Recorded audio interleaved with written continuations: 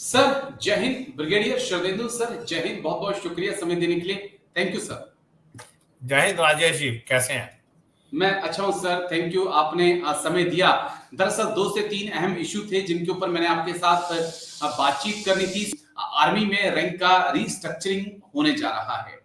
कितनी पॉसिबिलिटी देख रहे हैं सर? इस बात की चर्चाएं बहुत तेज हैं कि लेफ्टिनेंट कर्नल रैंक को खत्म किया जाएगा, ब्रिगेडियर रैंक को, क्योंकि हम तो ब्रिगेडियर शरदेंदु सर बोलते हैं, वो ब्रिगेडियर रैंक को ही खत्म करने की बातचीत चल रही है। ऐसी क्या रिक्वायरमेंट आ गई सर? अगर ब्रिगेडियर रैंक खत्म होगा तो हमारे ब्रिगेड को कमांड कौन करेगा? अगर लेफ्टिनेंट कर्नल खत्म हो जाएगा तो रेजिमेंट का ट्वाइस ही कौन होगा सर? देखिए Rajesh ji, rank structuring is a call of the time. हमेशा कार्डर रिव्यू होता है, और जब भी हम इसकी बात करते हैं तो कहीं ना कहीं हम सिविल एडमिनिस्ट्रेशन से पैरिटी की बात करते हो। और फौज में बहुत ज्यादा रैंकिंग था, सेकंड लेफ्टिनेंट से लेके जनरल तक, फील्ड मार्शल तक, इन सारों को कंबाइन करने की आवश्यकता हुई। और समय बदल रहा है। जब आप रनिंग पे बैंड की बात करते हैं और जब आप इस तरीके से सिविल काउंटर पार्ट में अपने प्रोटोकॉल पे जाते हैं तो तमाम रैंक आते हैं जो बाधा क्रिएट करते हैं। लिहाजा अगर हिंदुस्तान की आर्मी, जिसमें तीनों सशस्त्र सेनाएं शामिल हैं, उनके रैंक स्ट्रक्चर की बात करें तो सिंस मैं आर्मी से, तो मैं उसकी व्याख्या बता सकता हूँ। देखिए, सेकंड लेफ्टिनेंट पहले से ही आउट हो रखा है। ट्रेनिंग के समय लेफ्टिनेंट, अगर वो कैप्टन से कमीशन हो, मेजर है, और मेजर के बाद सीधा कर्नल बना दिया जाए, तो जो आप ट्वाइसी बता रहे हैं लेफ्टिनेंट कर्नल कौन होगा, जो सीनियर मोस्ट मेजर होगा वो ट्वाइसी हो जाएगा। क्योंकि ट्वाइसी कोई अलग से अपॉइंटमेंट एमएस ब्रांच का नहीं है। जो सीनियर मोस्ट ऑफिसर यूनिट में होता है वो ट्वाइसी की ड्यूटी करता है। तो जो सीनियर मोस्ट मेजर होगा वो कर सकता है ट्वाइसी की ड्यूटी।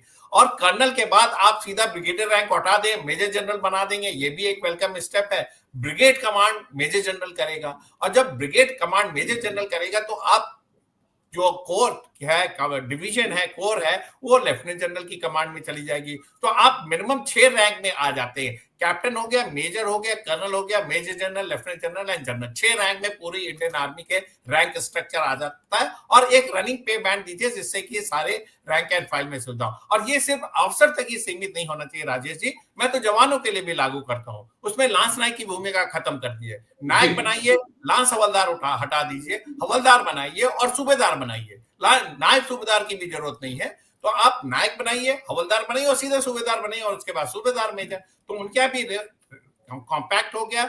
आप रनिंग पे बैंड कर देंगे, एश्योर्ड प्रमोशन टिल हवलदार आप दीजिए, और उसके बाद जब वो कार्डर करेगा प्रमोशन और वैकेंसी के हिसाब से उसको सूबेदार बनाइए। तो अगर इस तरीके की रैंक स्ट्रक्चरिंग कर देते हैं, जैसे कि आर्टिलरी यूनिट में 36 जेसीओज होते हैं, तो सारे के सारे अगर सूबेदार होंगे तो उसमें कोई फर्क नहीं पड़ने वाला है। सीनियरिटी के हिसाब से वो अपनी ड्यूटीज बांट लेंगे और काम चलेगा। तो जब आप रैंक स्ट्रक्चरिंग करें तो समूचे वर्ग का करें, जवान का करें, जेसीओ करें, ऑफिसर करें, जिससे कि सारे वर्ग की चीजों को एड्रेस किया जा सके और एक रनिंग पे बैंड दे। किसी भी हालत में किसी को फाइनेंशियल लॉस नहीं होना चाहिए, क्योंकि as it is Indian army के तमाम रैंक एंड फाइल, इनका ये कंप्लेन रहता है कि जो उनके पे एंड अलाउंस है, टाइम टू टाइम उसका में इंक्रीमेंट होना चाहिए, डीए से रिलेटेड होना चाहिए, और उनको मैं बीच में टोक रहा हूं आपको कर सके रैंक को लेकर, क्योंकि हर रैंक आपके पास एक रिस्पॉन्सिबिलिटी लेकर आता है, एक आपको एक्सपीरियंस देता है।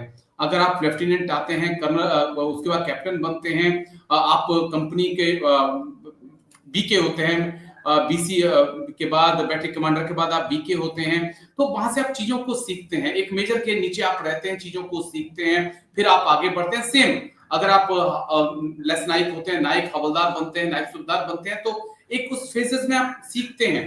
आपका जो रैंक है वो आपको आपकी रिस्पॉन्सिबिलिटी सिखाता है। तो वो बीच में जो गैप है, क्या उसका इंपैक्ट आपकी रिस्पॉन्सिबिलिटी पर, आपके जो सीखने का वक्त है उसके ऊपर नहीं पड़ेगा सर, अगर ये बीच में जो रैंक खत्म कर दिए जाएंगे?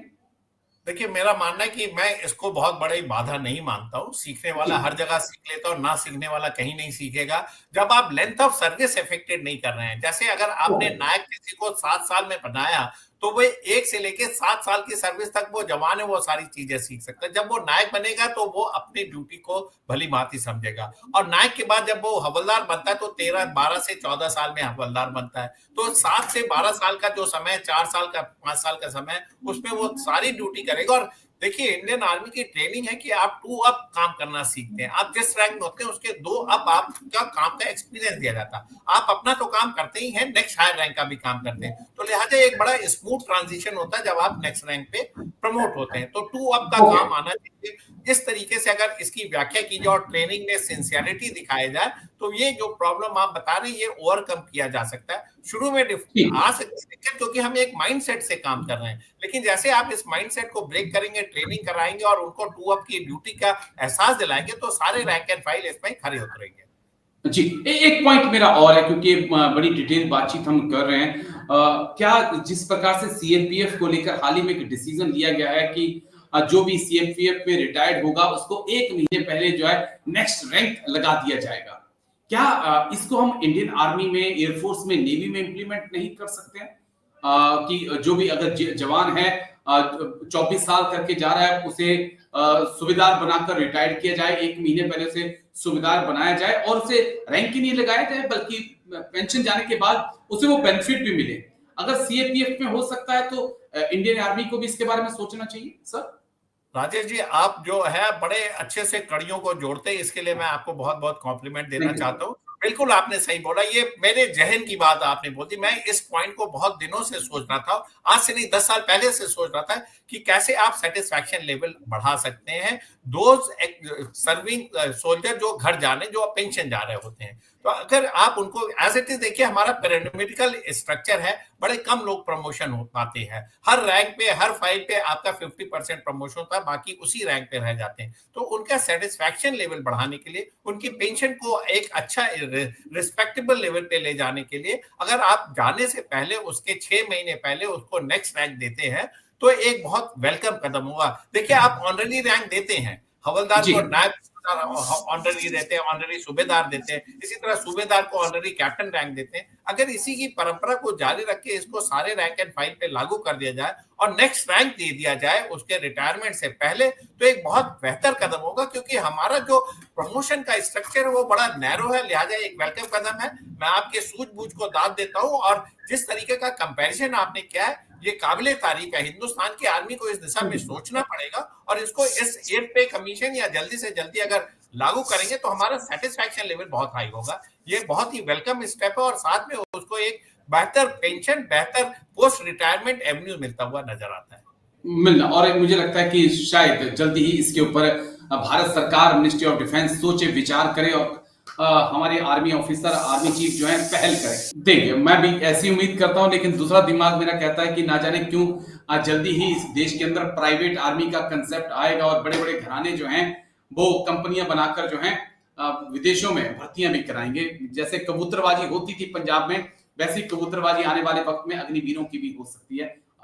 भगवान ना करे ऐसा वक्त आए, लेकिन लगता है कि ऐसा होने वाला है। शुक्रिया, बहुत बहुत शुक्रिया ब्रिगेडियर शिरदेंदु सर, आप आए, तमाम मुद्दों पर आपने बात की। थैंक यू, जय Hind, take care sir, thank you, wish you all the best, take care. Thank you.